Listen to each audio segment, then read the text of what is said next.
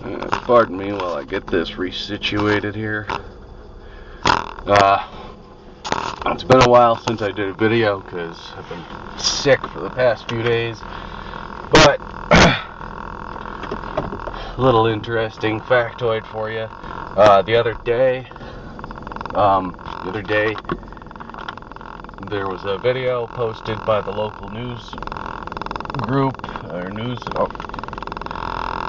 people about a truck running from the police, and that they were doing all kinds of stuff. Like, it was a big, huge police chase. It was crazy. Well, I recognized the truck right away as my neighbor's truck, my neighbor across the street.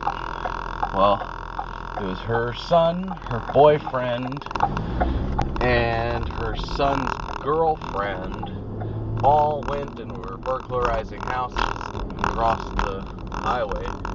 They got busted during it, so they all jumped out of the truck and let the truck, run into the sidewalk or some shit.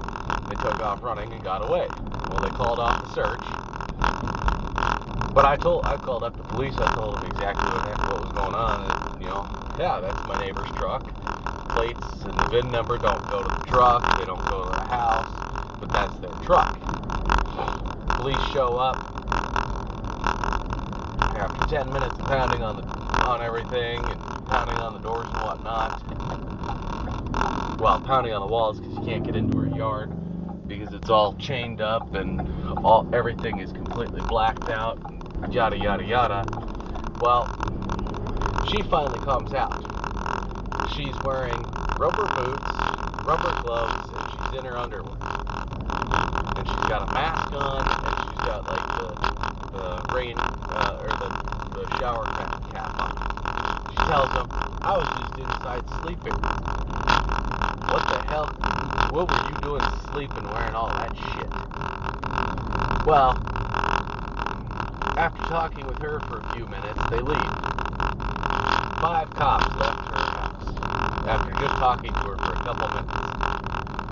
Then, a couple minutes after they leave, she shuts off all the lights of her house. Outside lights, everything, completely pitch black.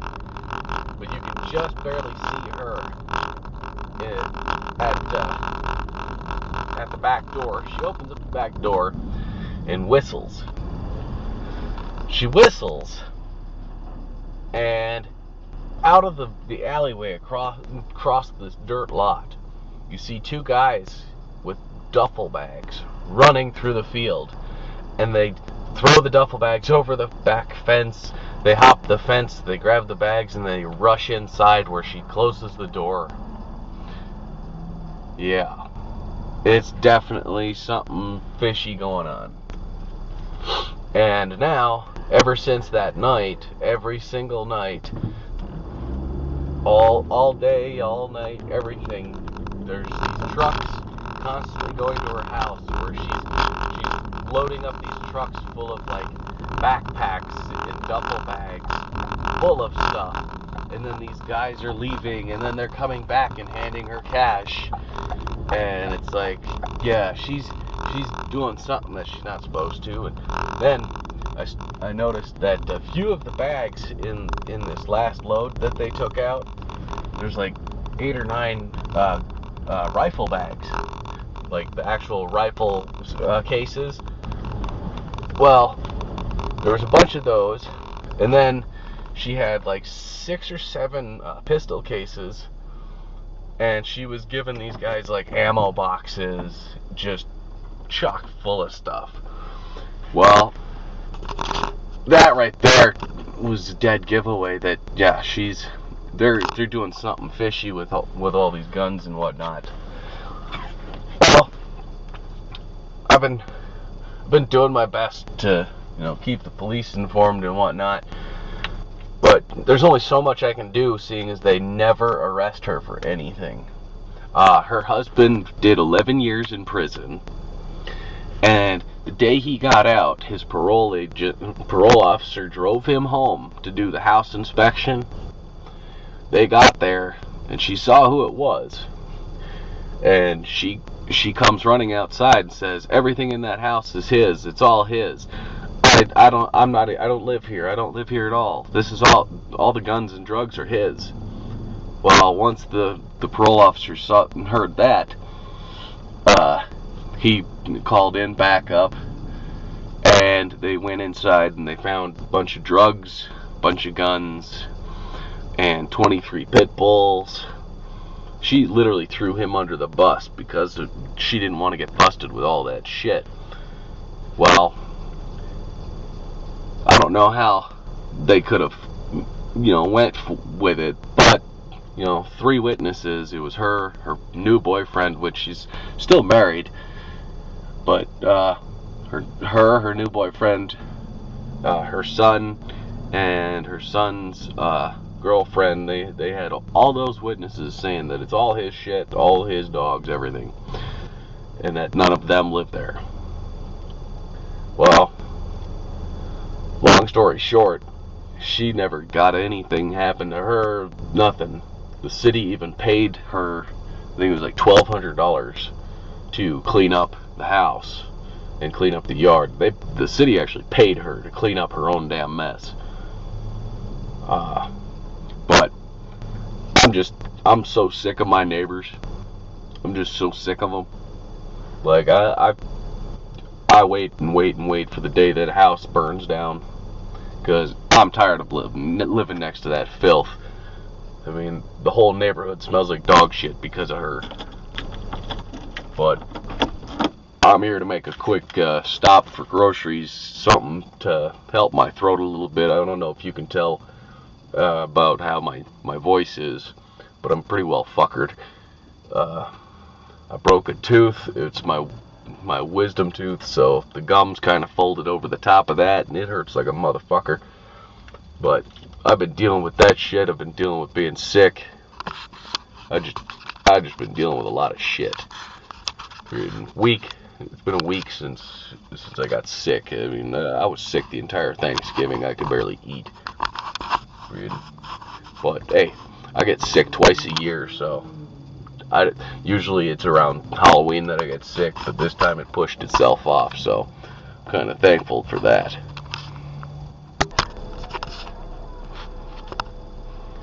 Okay.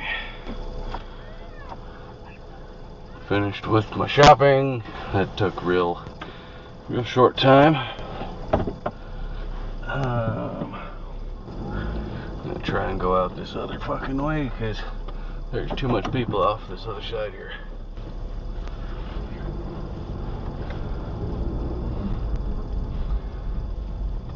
This parking lot is messed up. It's just everywhere. Okay. And you got people like that cut through, and they park sideways through like 3 different lanes.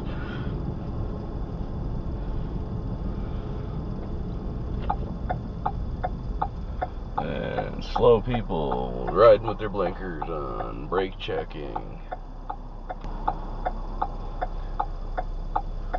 Got your blinker on, but for the wrong damn direction. And there we go.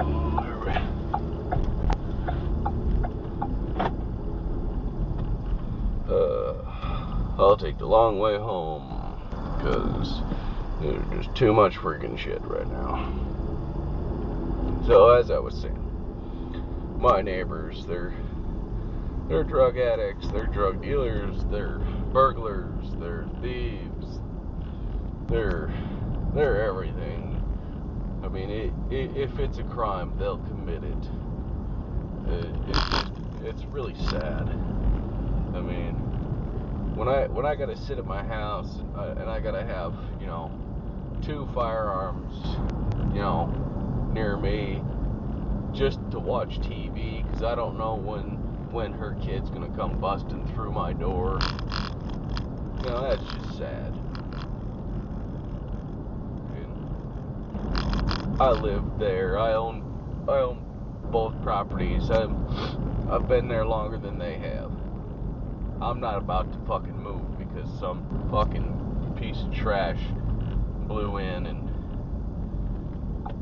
it's like, I'd rather have them both sent to fucking prison and the house turned to shit and burned down and whatnot. I'd rather have all that shit go on than move. Because I do my nightly shit. I go out and do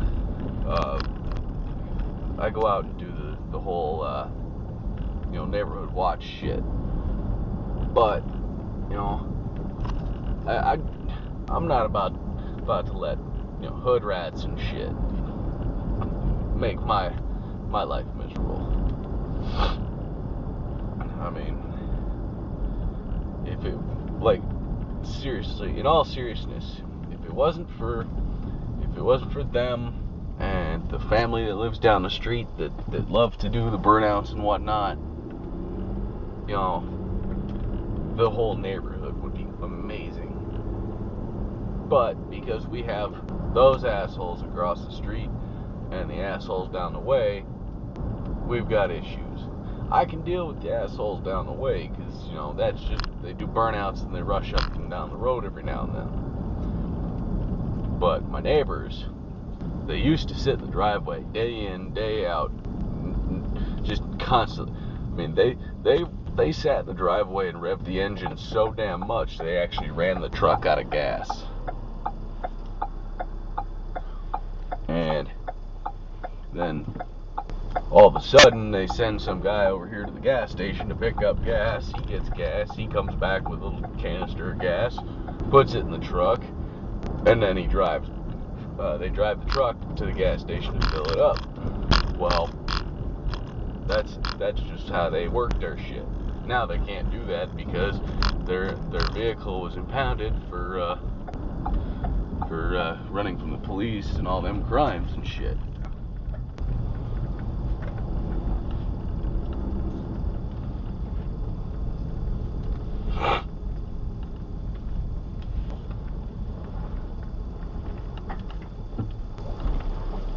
It's like, I gotta fucking deal with that shit now, and I gotta deal with them, the police needing to be over there all the fucking time. Should just fucking arrest them, but no, they won't. They won't just arrest them because that's bad to do. They gotta actually have, evidence of a crime. It's like, yeah, there is evidence. You have their truck. The truck ran from you.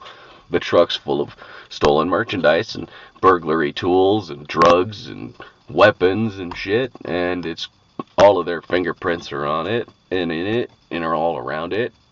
But yeah, gotta have evidence, huh?